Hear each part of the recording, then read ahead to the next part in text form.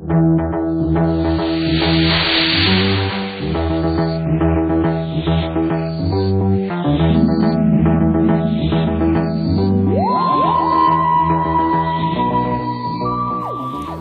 and welcome to the Knitwhim podcast. My name is Lindsay and this is my show. Today is Monday, November 11th, Veterans Day for those of you who care. Yay! And welcome, especially for new people. Thank you for trying me out. And old people, I know it's just you, Mom. Hi! Wow, once again, I really thought that I would be doing more episodes more regularly versus less with Nerd Wars going on. I've been really super excited with Nerd Wars. I dwarfed the Nebula for round 1, which was awesome. I managed to complete all 5 challenges for the month, plus stay current with my dissertation project, so that was cool. But, the whole podcasting thing is a lot harder to stay regular with than maybe I was anticipating. So, I apologize about this. I have not showered today. Sorry, I know that's gross. My husband is sleeping, and that's my excuse. It's his day off. He gets a day off for Veterans Day. I want to let him sleep in, so I don't want to wake him up by showering. And also, this is probably my only chance to record because I have to go to work tomorrow, so it's not going to happen. They're recording after work or before work. It's not going to happen. And when he wakes up, he's probably going to be too loud and distracting for me to record with him awake. So I'm recording now. Yee! I have almost no... Well, I have some knitting stuff, but I have a lot of non-knitting shenanigan type things discussed today. First off being, my tap water made me sick. I was sick for 2 weeks. The first week it was like pain and my stomach was gurgling and rumbling and it was so loud that my husband could hear it across the room and it was awful and I just felt like I was going to die. And the second week I started taking Pepto-Bismol and then it was just sort of like that tight, uncomfortable feeling and I couldn't sleep. So I was going on like 2 or 3 hours of sleep every day and it was awful. The reason for one of the horrible frogging episodes I'm going to tell you about later with my failed knitting, and that was just horrible. Found out that there was an epic algae infection in our water, which I suppose is what... I mean, to be fair, I probably should have expected this because if I left a cup of drinking water out overnight, the next morning it would be coated in mold on the surface of the water. So I probably should have made the connection sooner. But so I stopped drinking the tap water and I started only drinking boiled water, and I wrote about this on my blog. I've always drank water straight from the tap. It's never been a problem, previously living in Maryland. And I've just not been one of those people who worried about tap water, and clearly that was a mistake. So I started buying these giant gallons of water from Walmart, and then the sales people came by and were like, "Hey, we'd like to test your tap water and see if it's dirty." And we're just like, "Oh, it's dirty. Yes, come test it." And then they're like, "We'd like to sell you a water filtration system." And so we were weak. They got us while we were down. So we did. That's what we did yesterday, was have a water filtration system installed in our house. We're so gullible. I mean, clearly we need one, right? Because we turn the water on in our bathroom and it smells like a sewer system coming out of the faucet. I mean, it looks fine. It's not discolored, but it smells like, ooh. So now we have a water filtration system. And it's a little nerve-wracking because they drilled a hole in our countertop to insert the spigot for drinking water, which is like, oh no. Now when we move, we have to find something to put there. Probably I'll just put a soap dispenser in that slot when we can take the filtration system with us when we move. So then all day, like, you turn the sink on all day yesterday and it just like makes that sputtering, spitting sound from having air still in the system. And cool fact, if you fill your cup with water that's full of mostly air, it's like this milky white color and it's got all this so it's not drinkable, But that's temporary, hopefully, right? Hopefully they didn't jack up our water more than it already was. So yeah, that was a fun adventure. The knitting point of this is that, my husband and I were chilling in the living room, which is, our living room kitchen is like one huge area. And so, I'd play some Pokemon, and then I'd get on my spinning wheel, and I'd be spinning, and there are two guys working, because one guy would work under our kitchen sink, putting in the drinking water spigot, and the other guy would be in our garage, hooking up the main filtration system to our main water supply. And so at one point the guy's like, "Hey, what is that you were doing earlier? Was that like a sewing machine?" And I'm like, "No, it's a spinning wheel." He's like, "Oh, what do you do with a spinning wheel?" I'm like, "I make yarn." "Oh, that's cool." And then I was like, can't tell the difference between a sewing machine and a spinning wheel. Then he's like, "Oh, I have a crocheted cover over my mailbox that I did just for fun." And he's like, "Oh, I saw the crochet on your mailbox. My grandmother does that." I'm like, cool. So you can tell the difference between crochet and knitting, but not between a sewing machine and a spinning wheel. Interesting. You are one of a kind. So that was fun. I enjoyed that. And I've spent all weekend playing Pokemon. I'll just be honest. Pokemon XY, for those of you who probably don't care, there have been Pokemon games coming out for a gazillion years. I was a huge fan of the cartoon and the playing card game, the trading card game, when I was a kid. I was really into that stuff. My parents wouldn't let me have a Game Boy, so I couldn't play the Game Boy games. My cousins would come over with their Game Boys for like a weekend or whatever during summer, and I would make my own game, and I would get like to Pallet Town's where you start out. I would get like to Lavender Town or something ridiculous, and then they would go home and they take their Game Boys with them and they would reset it and save over my progress. So I never got farther than Lavender Town because of that. So my husband is a huge Pokemon fan, and we've definitely been. That's like our stay-at-home date night is to play Pokemon. So sad. What is my life coming to? So yeah. So the newest version of the game, Pokemon XY, you have to have a 3DS to play it, it's a crime that I would not be playing if I didn't already have a 3DS, because I'm not spending $200 just for the system you need to play the game on, to play Pokemon.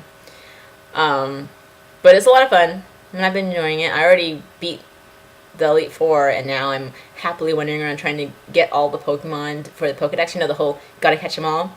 You actually can't get all the Pokemon that exist in the world because they're like 700 or something ridiculous. But I'm trying to get all the Pokemon that exist in this version of the game. And one of the cool things that they've done for this game is that you can catch a lot of the middle evolutions in the wild. So like, you can catch a Weeping Bell, but you can't get a Bellsprout without breeding it. So I spent a lot of time like carrying an egg around while looking for other Pokemon so that I can have all of the different forms. It's like, but that's actually pretty common in this game, so I've been doing a lot of breeding. My husband beat the game in 4 days the first time, and then because, when you start the game, there are 3 starters, so we each picked different ones. There's still a third starter that neither of us had. So he traded me his starter and some other, like, limited only one-time Pokemon so I could breed copies, and then he restarted to get the third starter so we could have the whole Pokedex. So, and he's already beaten it a second time because he's a nerd. So I've been doing that a lot. It's between me sucking at life in the knitting category and Pokemon, I haven't been doing a whole lot of knitting. However, I did finish one project, and it is the Chelsea Market hat for Nerd Wars. One of the categories is a cover, where you have to recreate a pattern that you've already done. I did this pattern for a coworker in Vanna's Choice Lime brand in a boring gray color, and so I definitely wanted. It was a really awesome pattern, and I definitely wanted to knit it again for myself. And I knit it out of the gorgeous Malabrigo Rios in this beautiful green colorway that I like to call Mermaid. I haven't blocked it yet, so it's supposed to be slouchy, and it will be slouchy once I've blocked it. But right now it's just a beanie, which is cool too. But it'll be slouchy in the future. I have a really good reason why I haven't slouched it yet. It's not because why I haven't slouched it yet. It's not laziness. There's one cable and the camera is confusing. I have a good reason for not having blocked this yet, and that's because in my excitement to start knitting this delicious, gorgeous yarn, I didn't wash my swatch. In fact, I swatched the bare minimum to check gauge, and then I ripped my swatch out to use in my knitting so that I wouldn't waste any of the yarn. Which means that there's a huge chance that if this touches water, it'll get way bigger than I want it to. Which has happened to me before with slouchy hats that I've knit. I knit them with nice yarn. I didn't wash the swatch before checking gauge. And then when I washed it, it like went and it became sweater sized instead of hat sized. So I'm afraid to block this because it might get way bigger than I want it to be. And I'm okay with it being a beanie. So what I'm going to do, I'd rather it be a slouchy hat. So what I'm going to do is I'm going to do some time traveling swatching in honor of my Nerd Wars team, Team TARDIS. I'm going to Time Lord my swatch. I'm going to make a new swatch and wash it and measure it, and then based on the results, decide whether to keep this hat like this or to slouch it. So that'll be fun. I think I'm going to keep this hat on because my hair is kind of scary, unwashed. Sorry about that. So let's talk about. This is usually time for me to talk about works in progress. However, I just have a whole bunch of works in, oh my god, I have to frog you now ish. So let's start with my dissertation project is something pretty blanket, and basically what I'm doing is I'm making a bunch of these flowers and a bunch of different yellow colors, and ultimately the flower will get a square border. Like this is the only one I've put the border on yet. This was my actual official swatch for Nerd Wars, and then I'm just pumping out the flowers and I'll do borders later. So this is what I've been doing, and it's nice. I'm about a third of the way on the number of these that I want to finish. And then I was randomly at work the other day and I figured out that this is okay, but I figured out how to make them look better by accident. Doesn't this one look so much nicer? It's perfectly like, this one is like squashed pancake and this is like perfectly symmetrical. All I did was change one tiny thing and they look so much better. So I'm just head, palm, face, desk, kicking myself for, like, I don't want to rip all of these out, but these are so, like, I don't know. I showed it to a friend and she said she didn't think it looked that noticeably different, but she was also lying through her teeth, clearly, because, So my blanket is going to have 1/3 retarded squashed flowers and 2/3 nice ones, and then they're mostly the same size, but the one is slightly smaller. So yeah, that kind of temporarily made me not want to crochet this anymore, but I think I'm recovering. Plus I bought way too much yarn for this project. I'm going to have so much extra. What do you do with a couple 100 yards of worsted weight cotton after you finished a blanket and have way more than you really needed? What do you do? Ideas? Leave me ideas. And don't say baby blanket, because I have a baby blanket in the works for a friend, but her colors are blue and white. So I cannot use my yellow cotton for the blankets. Tell me something else. I could knit her 2 blankets, but that would be 2 blankets. Okay, so second, I wanted to take it easy for Nerd Wars this month so that I could have time to work on the purple blob of death that I'm not going to show you this episode. First of all, 1, I have not worked on it, so failing in that category. And 2, it's the 11th and I've only finished 1 project. And I'm supposed to be doing really small, easy projects. So my next project that I'm working on is a Christmas decoration, because my husband and I, it's our first Christmas and we don't have any ornaments. And we're going to buy a plastic tree, which is kind of like, it's an expensive initial purchase, but we feel it's going to be cheaper and better and easier and more relaxing for us than having to buy a live tree every year, especially in Georgia, where, let's face it, evergreens aren't exactly the thing here in Georgia. And I'm also terrified of the types of bugs that would come in with the live trees because, oh my god, yikes, the bugs here are scary. So yeah, we're doing a plastic tree. That's going to be an expense. We don't want to buy any Christmas ornaments ourselves. So I'm knitting Christmas ornaments for Nerd Wars. Also, my mom, who has a gazillion Christmas ornaments, she has so many extra that she could probably decorate 3 trees with all of her ornaments. She's going to send me ornaments over Thanksgiving. So I'll have all of the Lindsay's first Christmas, baby's first Christmas ornaments that were for me when I was a baby. And then his grandmother might maybe send us some ornaments. So it's not all going to be handmade stuff, but it's my contribution to our decorating. So the first pattern I'm doing is these knitted stars, and I can't pronounce the name of the pattern, but the designer is Carolina Eckerdall, and you can find it on my project page. I've titled my project Stars because that's English and I can pronounce it. I cast it on. My first attempt was during the second week when I was sick and I was getting like 2 or 3 hours of sleep at a time, and it was actually like I had gone to bed and I'd been laying there for 2 hours trying to fall asleep and I couldn't fall asleep, so I got up and started this. And then it became obvious pretty early on that something was wrong, but I couldn't figure out what it was, and so I just kept going. It's like, I'll figure it out later. This is one star point. One star point that clearly looks like a star, and then all this random like weirdness. And I couldn't figure out what it was. And I kept saying, well, I can't figure out what the problem is, so I'll just keep knitting until it becomes obvious what I'm doing wrong.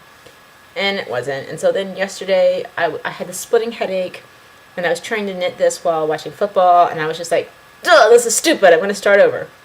So I did, I started over, and it became immediately clear, like, this is my attempt, here's my new one. I need a better camera. See how this obviously has 5 points? Like, here you go, here's a point, and a point, obviously, all the way around. You can see that this is going to be a star at some point in the future. Yeah, not so much. This is just, well, this is just trash. So yeah, what had happened is that the pattern says, knit 9, decrease, knit 9. It's in brackets, and so you repeat the brackets. So what you're supposed to do is knit 9, decrease, knit 9, knit 9, decrease, knit 9. So you have that 2 knit 9s next to each other.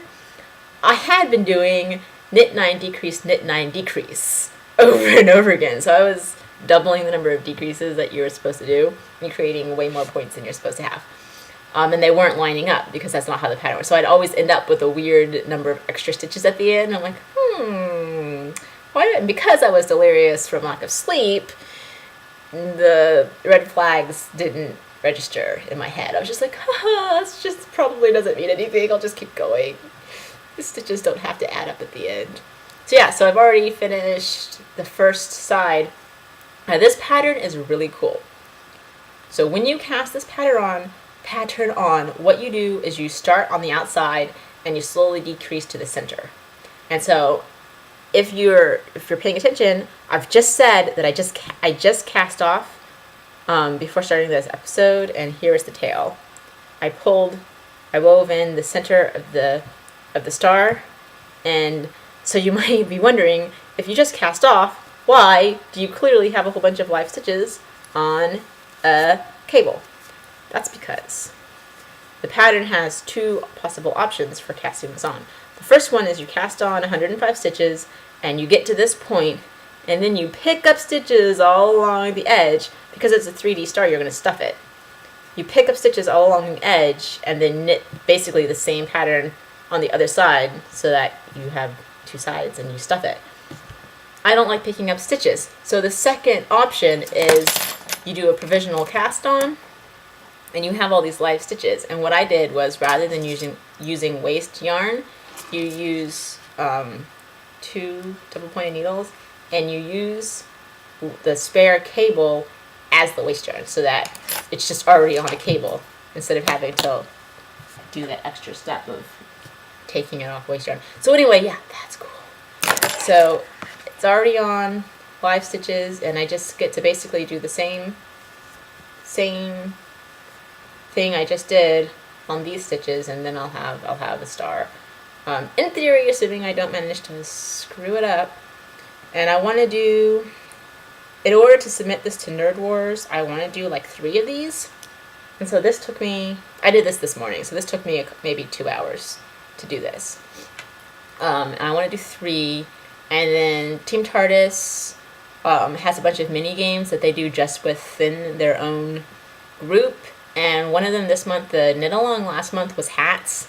And so any hat that you knit during that month, you could put in. And so I did 2 hats for Nerd Wars challenges, and so that was easy for me to enter into. This month's knit along is the color blue, specifically TARDIS blue. And I don't have any TARDIS blue projects planned for this month. It's not going to happen. So I've decided I'm going to knit one of these stars in TARDIS blue. And I don't have any. This is a sport baby acrylic leftover from a star-shaped baby blanket I made a gazillion years ago for a friend. Hi, Jean. So I don't have any sport weight TARDIS blue yarn, so I'll just make a worsted weight one, and it'll be huge. I'm okay with that. So that way I'm not actually doing anything extra, but I'm still like, hey, I'm participating in the group. Yeah, so really I have almost nothing. For flex schedule, I'm supposed to be working on those mittens that I've been working on for forever, and I had a little hiccup. I honestly can't remember if I told you this last episode or not, but long story short, I started to cast on the second mitten at work, and because I'm dumb, I accidentally cast it on using size 9 needles instead of the size 0 double zeros that I'm supposed to be using, and so it looks like I was casting on for a hat instead of for mittens, and I haven't actually gone back and recast on yet. So I haven't actually been working on that for flex schedule yet. And then the only other work in progress I have going is spinning. And I actually wasn't intending on the spinning to even be part of Nerd Wars, but now it's probably going to be my flex schedule because I got 4 ounces of Polworth, 100% organic Polworth, and it's my first time spinning Polworth, and I love it. Definitely, I haven't spun a whole lot of breeds, but Polworth is definitely at the top of my favorites list. And if I were to spin yarn for socks, I would want to spin Polworth for socks because, oh my god, I'm just imagining this. This is a single, and it's already like squishy and lovely and delicious. And I'm gonna 3-ply it. Hello. I'm going to 3-ply it, and so it's probably going to end up like a DK or worsted weight, but it's already like smushy and lovely and wonderful. So I split the braid lengthwise in thirds to try to preserve the colors again, even though that only was mildly successful with my lace. So this was the first third that I spun. I actually just finished my second third yesterday, but it's still on my wheel, and I was too lazy to take it off the flyer. And hopefully today I will make a huge dip in the last third and then ply them together. I feel like if I 2-plied this right now, it would be fingering weight, perfect for socks. But I've already prepped it to be 3-plied, and so I'm just going to stick with it.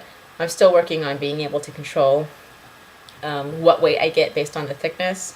And I just arbitrarily picked a thickness to spin, not really knowing exactly what weight it would be. But it was just like, I want to be consistent, and I sort of played around. I was like, okay, this is thicker than what my lace weight single was, but thinner than what my worsted weight single was. We'll stick to this thickness and see what happens. And so I feel like if I had just been just a fraction smaller on my individual singles, that I would have ended up with fingering weight 3-ply, but I was just a tad a little bigger. And it's not like too big because I wasn't attempting to get anything. specific. So it's not like I failed to reach a goal. My goal was to be consistent and to get mostly not barber pulled 3-ply, which remains to be seen whether I succeed. But my long-term goal is to be able to spin 3-ply fingering weight, because that's my favorite type of yarn to knit with. And ultimately, I want to get to the point where I can spin 3-ply fingering weight in solid colors, but solid colors can be boring to spin in long stretches, which is why I'm practicing with pretty multicolor yarn. But once you get to the solid colors, then worrying about stuff being barber pulled would not be a consideration anymore. And then I could decide to suddenly do 2-ply if I wanted, because it wouldn't matter. So yeah, so that's it. I'll probably have a finished spun yarn project by the time I record again. And hopefully I will have at least started on my mittens next time I record. The only other project for Nerd Wars that I haven't talked about yet, obviously, this hat was a project. The stars were a project. The mittens would be flex schedule. And then Giving Geeks, I'll probably donate money again, possibly to the same place as last time. I'm not sure if that is allowed. Well, why wouldn't it be allowed? Probably I'll donate to the same place as last time. So my last project is the category, or the challenge is Colors of Fall, and so it's also going to be Christmas ornaments for the tree. Hopefully it's not as hard as it sounds. It's the miniature sweaters that you see everyone making as Christmas decorations, and I have a bunch of really awful acrylic sock yarn that I got at Joann's that it's shiny and it feels kind of plasticky, and I hate I tried to knit a scarf with it and want to burn that attempt because it was just a gross feeling, and I definitely don't want to knit socks with it. So it'll be, and it's gorgeous, sort of like, not really, it's sort of variegated in different shades of red, but it's really not always noticeable. So it'll be really great for like the leaf colors and then like the tiny little sweaters. So I think it'll work out, assuming I don't do this with the pattern. But yeah, so that's everything. That's all I have for you today. And I apologize once again for this, but hey, it's a national holiday. That means I have the right to pursue freedom and liberty and happiness by being slovenly and gross. That's just me. That's what makes me happy, right? I don't know why I'm dragging this out. I guess I miss you guys so much that I just don't want to leave. But yeah. Thanks for watching, and I'll see you next time. Goodbye.